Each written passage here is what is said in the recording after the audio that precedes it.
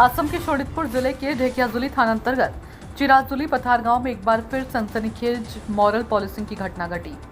घटना के संदर्भ में आज पीड़ित राबिकुल इस्लाम ने मीडिया के सामने अपनी बात रखी। गौरतलब है कि ढेकियाजुली थाना क्षेत्र के बचा शिमुलू गांव के निवासी राबिकुल इस्लाम ने मीडिया को बताया कि निजी विवाद को हवा देने के लिए चिराजुली पथार गांव के कुछ लोगों की साजिश के चलते उन पर कई झूठे आरोप लगाए गए। इतना ही नहीं, उक्त लोगों ने डर और धमकी देकर मानसिक रूप से प्रताड़ित करने के साथ साथ नगद 30,000 रुपये वसूलने का भी आरोप लगाया।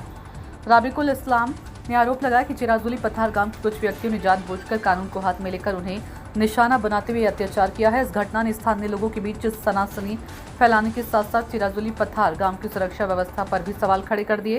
इस घटना के संदर्भ में पीड़ित ने न्याय की मांग करते हुए पुलिस की शरण लेने का संकेत दिया।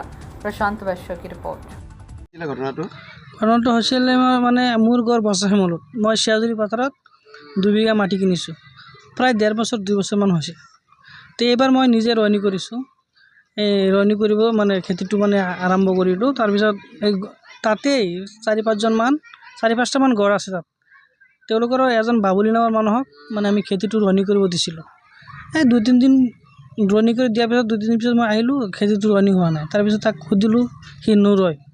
তাৰপিছত বেলেগ মানুহতে আমি ৰয়নি কৰিলোঁ, তাৰ লগত মানে অলপ তৰ্ক বিতৰ্ক হৈছিল, উল্টা পুল্টা গালাগালি হৈছিল। তাৰপিছত সি ক'লে মোক চাব বুলি। মই ইমানখিনি মাইণ্ড কৰা নাই। তাৰপিছত মই ইয়াতে অহা যোৱা আছেই। মই এদিনাখন খেতি চাব আহিছিলোঁ। তাৰপিছত সেইটো এই 4-5টা ঘৰৰ ভিতৰত এটা ঘৰত মই গৈছিলোঁ। গৈ পেলাই ক'লোঁ মোক অলপ 1 গিলাচ পানী দিয়া।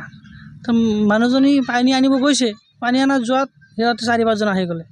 ফাৰ্ষ্টত আহিলে এজন মাইকী মানুহ, চাফিয়া নামৰ মাইকী মানুহজন আহি পেলাই মোক ক'লে যে টকা দি পালোঁ নহয়, টকা 50,000 দে, নহ'লে টকা আজি নেৰোঁ, তোৰ মান সন্মান মাৰি দিম, তুই মাষ্টৰ, তোক আজি মানে নেৰোঁ, খুদাই নেৰোঁ, টকা 50,000 লাগিব।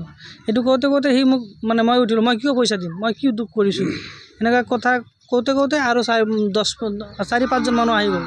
এই বাবুল নামৰ মানুহজন আহি পেলাই যাৰ লগত কথা হ'ল, সি ক'লে যে মোক বান্দৰ বুলি গালি দিছিলে, আজি ক'ত যাবি, কৈ পেলাই মোক মাৰ ধৰিলে। ৰছিয়ান ভান আৰু তাৰ মাইকী আহিলে, তাৰ বাইদেউ আহিলে। তাৰপিছত আহিলে কাছেম আহি পেলাই লাঠি দি মোক মাৰিলে।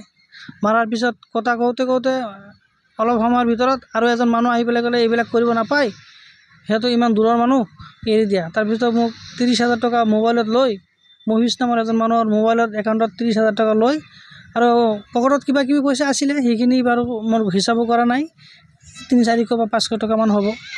তাৰপিছত মোক এৰি দিলে। মই ঘৰত গুচি গ'লোঁ। গৈ পেলাই মই মানে ঢেকিয়াজুলি থানাতে এজাহাৰ এটা কৰিলোঁ। এজাহাৰ কৰাৰ পিছত তাৰপিছত ছোৱালীয়ে স্বীকাৰোক্তি কৰিলে। তেতিয়া ছোৱালীৰ নামো দিলোঁ, মাইকী মানুহজনৰ নামো দিলোঁ। সেই যোনটো ঘৰত গৈছিলোঁ তেওঁ মানে স্বীকাৰোক্তি কৰিলে যে সিহঁতৰ চাইল্ড কৰিলে, আমাক দি মাতি পেলাই সিহঁতে চাইল্ড কৰিলে, মই ল'ৰাটোৰ দুখ নাই।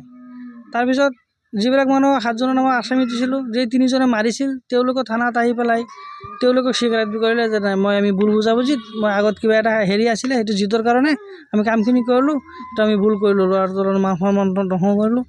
সেইটো কাৰণে তেওঁলোকে থানাত মিলাই দিলে। আমাৰ দাদা এজনেই আছিলে আৰু থানাত থাকি পেলাই তেওঁলোকে থানাতে মিলাই দিলে। জাকিৰ ছাৰ আছিলে, জাকিৰ ছাৰৰ নেতৃত্বত, আৰু আমাৰ গাদাজলি এজন দাদা আছিলে ৰবিকুল নামৰ, তেওঁৰ লগত থাকি বস্তুটো মিলাই দিলে। এইখিনি আৰু কথা।